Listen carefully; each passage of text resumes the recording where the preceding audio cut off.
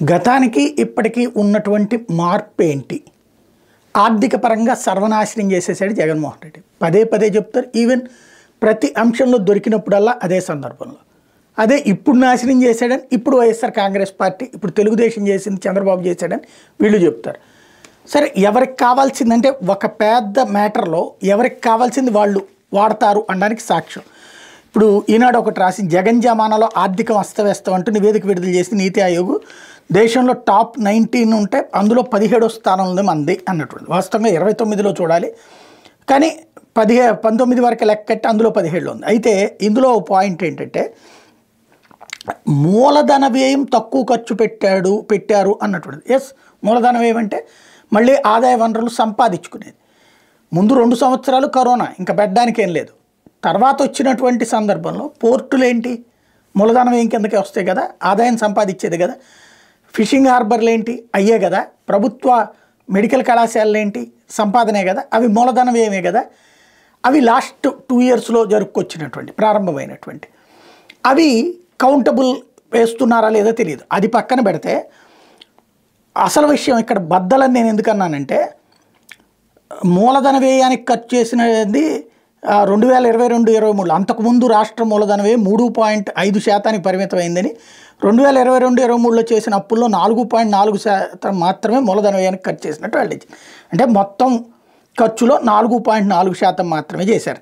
అయితే 2018-19 నుంచి 2022-23 మధ్య రాష్ట్ర సొంత ఆదాయ వార్షికాభివృద్ధి 6%గా నమోదైనట్టు తెలిపింది అనేసి ఇక్కడ రాసి, అంటే 18-19 నుంచి 22-23 అంటే జగన్ టైంలో.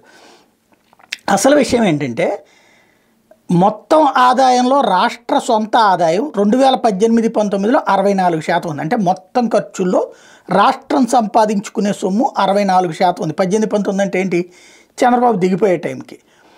22-23 నాటికి 67% చేరింది. అంటే అర్థం ఏంటి, 64% నుంచి 67% చేరిందంటే ఆదాయం పెరిగినట్టా తగ్గినట్టా? ఇది ఇక్కడ. అంటే మిగతా అన్ని నెగిటివ్ రాసేటప్పుడు కూడా కావాలని నెగిటివ్గా రాసుకురావడంలో ఉన్నటువంటి అసలు స్పెషల్, రాష్ట్ర సొంత ఆదాయం 2018-19లో 64% అంటే 22-23 నాటికి 67%కి చేరింది. అంటే 3% పెరిగింది కదా, ఆదాయం పెంచారు కదా. మరి అక్కడ ఎలాగున్నట్టు లెక్క? అక్కడే అసలు లెక్కలు ఉంటుంది. ఇకపోతే సొంత ఆదాయ అభివృద్ధి రేటు 2018-19లో 17.1 ఉంటే 22-23లో 9.9%కి పడిపోయినట్టు వెల్లడించింది. మళ్ళీ ఇక్కడ పర్సంటేజీని లెక్క చెప్తారనమాట. ఇదే అసలైనటువంటి లెక్కలు. 2022-23లో ఆర్థిక లోటు జిఎస్డిపిలో 4% ఉందని, ఇది నిర్దేశిత లక్ష్యం 4.5% లోపే ఉందని చెప్పుకొచ్చారు. మరి తేడా ఎక్కడ ఉన్నప్పుడు జిఎస్డిపి నిర్దేశిత లక్ష్యం కంటే లోపే ఉంది అని చెప్తే కరెక్ట్గానే ఉన్నట్టే కదా. ఎలా కావాలంటే ఇప్పుడు మళ్ళీ ఇందులో ఏపీ 2014-15లో 3, 2015-16లో 7, 16-17లో 14, 17-18లో 16, 18-19లో 13, 19-20లో 15, 20-21లో 13, 21-22లో 11, 22-23లో 17వ స్థానంలో ఉన్నట్టు ఈ నివేదిక వెళ్ళింది. ఇది స్థానాలు. అంతకుముందు ఉన్నటువంటి లెక్కలు ఎక్కడున్నాయి అంటే తేడా తీసుకొస్తారనమాట. ఇక్కడ ఎలా కావాలంటే అట్లాగా ఉండేటటువంటి కాన్సెప్ట్ నడుపుతూ ఉంటారు.